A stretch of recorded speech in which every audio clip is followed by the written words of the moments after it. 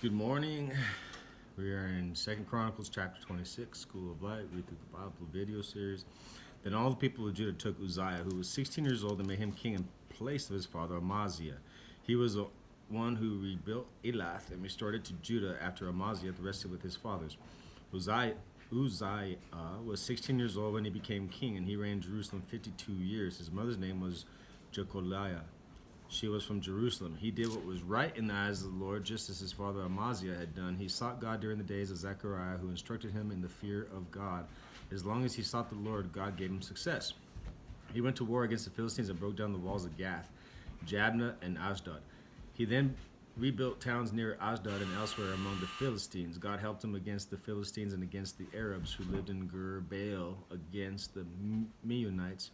The Ammonites brought tribute to Uzziah, and his fame spread as far as the border of Egypt because he had become very powerful. Uzziah built towers in Jerusalem at the corner gate, at the valley gate, and at the angle of the wall, and he fortified them. He also built towers in the desert and dug many cisterns because he had much livestock in the foothills and in the plain.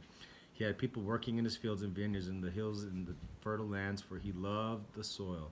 Uzziah had a well-trained army ready to go out by divisions according to their numbers, as mustered by Jael, the secretary, and Maaseiah, the officer under the direction of Hananiah, one of the royal officials. The total number of family leaders over the fighting men was 2,600. Under the command was an army of 307,500 men trained for war, a powerful force to support the king against his enemies.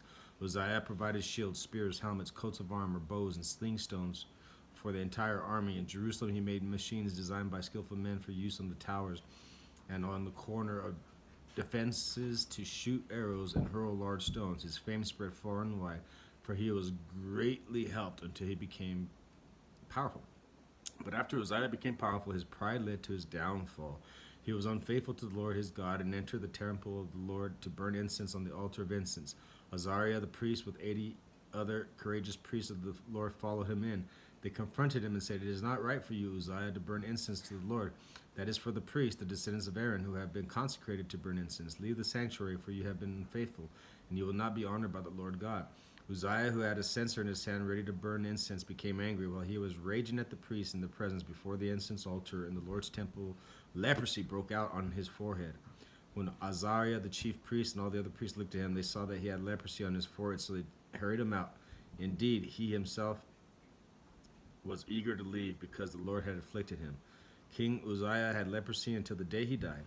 He lived in a separate house, leprous and excluded from the temple of the Lord. Jotham, his son, had charge of the palace and governed the people of the land. The other events of Uzziah's reign from beginning to end, recorded by the prophet Isaiah, son of Amos. Uzziah rested with his fathers and was buried near them in the field for burial. They belonged to the kings, for the people said, "He had leprosy," and Jotham, his son, succeeded him as king. Man, things are going good. You got powerful, then you got prideful. And I think that's a warning for you and I. You know, as we get success, or as we, I don't know, authority or whatever it is that we might have that we can abuse, just don't abuse it. Stay humble. Keep the Lord at the lordship role, because we're not